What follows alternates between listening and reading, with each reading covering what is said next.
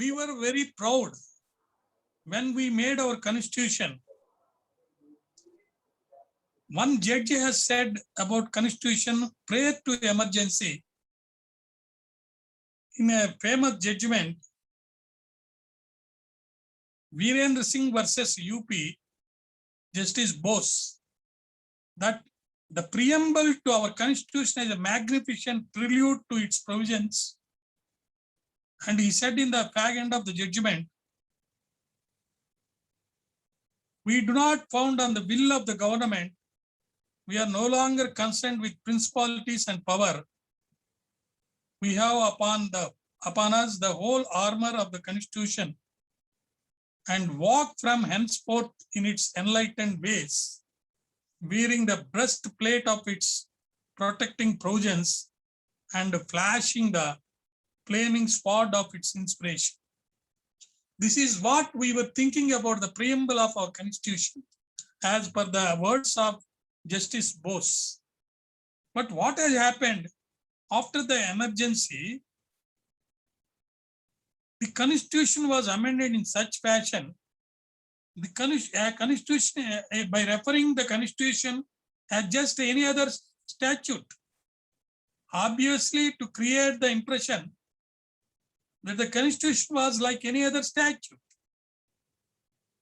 It's a matter of regret that the words the statute persist in current discussions long after the attempts to subvert the constitution by the 39th and 42nd amendments have failed.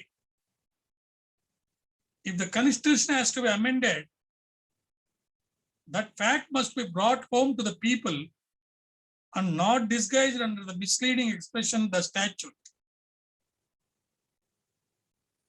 The framers of our constitution recognized the importance of securing free and fair elections into the union and state legislatures. Consequently, they provided for the setting up an election commission, etc., etc. But unfortunately, with these amendments, particularly 19th Amendment, in respect of Article 324, it empowered the high courts to try re-election petitions. Election petitions means elections of the member of parliaments and member of the state legislature. So thus, Mrs. Gandhi's election is tried by Justice Sinha. These decisions shows clearly that judges could act without fear or favor, a fact further emphasized by the refusal of Krishna Iyer, judge, to grant Mrs. Gandhi the absolute stay she had prayed for. Thus, Mrs. Gandhi had personal experience of the judicial independence, and so she did not like it. So she said about amending the constitution by using her position as leader of the party which commanded the requisite majorities in the two houses of parliament and in the requisite number of states. Then she made 39th Amendment. Then, as we have seen, Mrs. Gandhi's appeal was fixed for hearing before the Supreme Court on 10th August 1975. This is very important. She filed an application for granting stay. The Honorable Supreme Court did not grant absolute stay by the then Justice Krishna Iyer. So she had experience with the judgment of Justice Sinha in Allahabad, holding her guilty of malpractices in the elections and disqualifying her. And then Justice Krishna Iyer refusing to grant absolute stay, which shows a personal experience of judicial independence to Mrs. Gandhi, and she did not like it. And in those circumstances, when she is having all power both in center and states. What she did is, she made an attempt in 39th Amendment of controlling the judges and judicial powers. How Mrs. Gandhi appeal in Honorable Supreme Court was fixed for a hearing on 10th August 1975. And between the 7th August and 11th August, the 39th Amendment was passed by the House of People and the Council of States, which was ratified by the requisite number of states and was assented to by the President. The terms of the newly added Article 329A clearly show that the object of rushing through the 39th Amendment was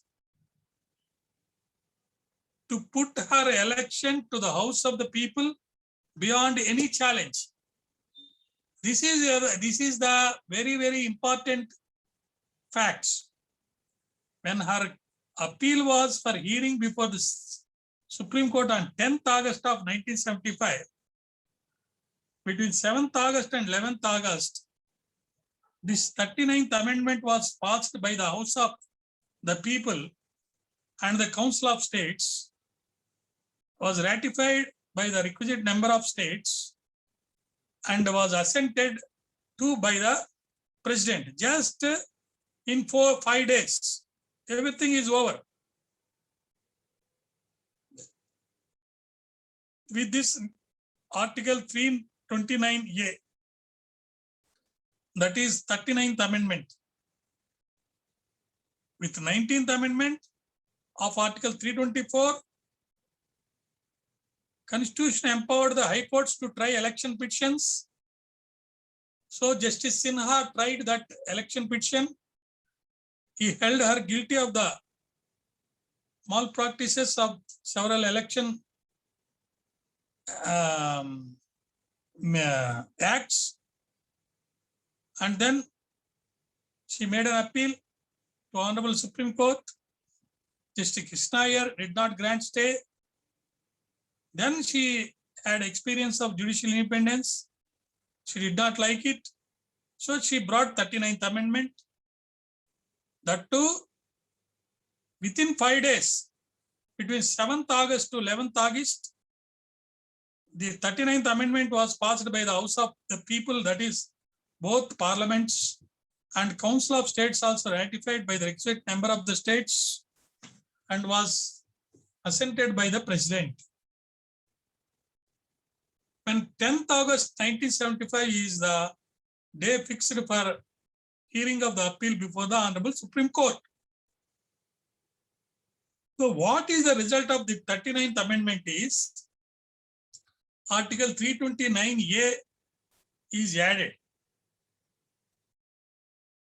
For what that is added? With the object of rushing through the 39th Amendment to put her election to the House of the People beyond any challenge. That is the reason this 39th Amendment has brought in. After 39th Amendment is brought in and special provisions are made, subject to provisions of Chapter 2 of Part 5, not to question the election of any member of parliament, it is failed. It is failed how? See, to decide the election petitions had been conferred by law on the House of People on the excuse that in the past, the British House of Commons used to decide election petitions. So what has happened? This 39th Amendment could not achieve the goal. So due to that, having no other go, 42nd Amendment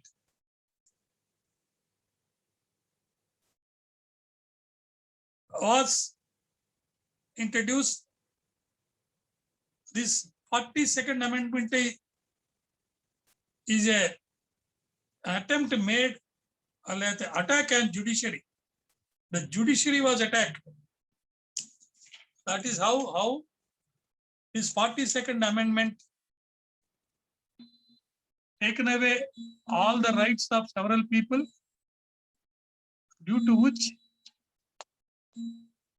constitutional provisions were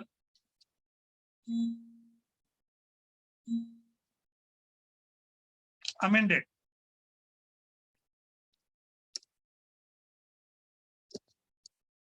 Madam?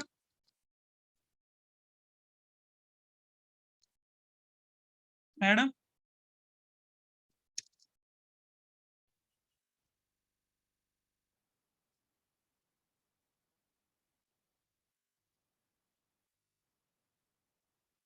Like to conclude, sir, here? Would you like to Madam, conclude, sir? వినపడుతుందా? వినపడుతాను sir. Hello? ఇక్కడ conclude చేస్తారా sir? Madam, I will conclude in 5 minutes. Okay, sir. You will ask questions. Yeah. Any So- questions, students? I just 2 minutes, madam. Okay, okay, sir. When Mrs. Gandhi's election was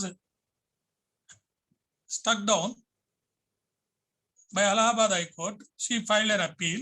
While appeal is pending, she passed an amendment of 39th amendment, holding that courts have no jurisdiction over the election of MPs and all that. That 39th amendment could not serve the purpose. Then 42nd amendment she wants to make. That is the history of part of the constitution which she was forced to have 42nd amendment. So these facts and circumstances, if you understand, then we can explain what is 42nd amendment and what is 44th amendment. So keep all these facts in view. Next time we will speak about why we call 42nd amendment and 44th amendment as the constitutional amendments or mini constitution. Because whatever is taken away by 42nd amendment, whatever rights, to nullify those effects, this 44th amendment is made. The 44th amendment of the constitution was enacted by the Janata government mainly to nullify some of the amendments made by 42nd Amendment Act 1976. It made wide-scale changes to the Indian Constitution to make the Indian polity more democratic. So that is what for today's class. We need 3 more classes relating to 42nd to 44 amendments. I conclude here. If anybody is having any questions, please ask.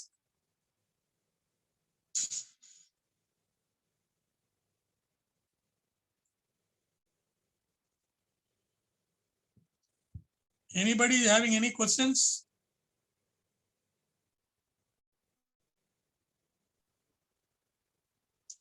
Any doubts, children?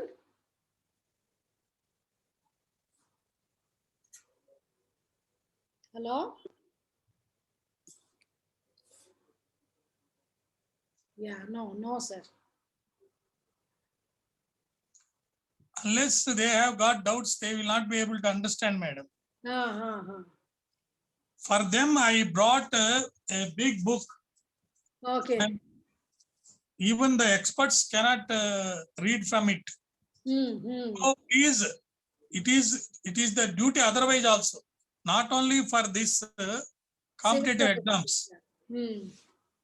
You have to understand what was happened to India during emergency and later Janata government, and why our lives are changed and all that. So next time, if you want, I will speak about 42nd, 43rd and 43, 44 amendments in detail. Okay. Please find out if they are ready and interested. want to learn in depth, then I will explain. Yes, sir. Okay, ma'am. Thank you, sir. Thank you.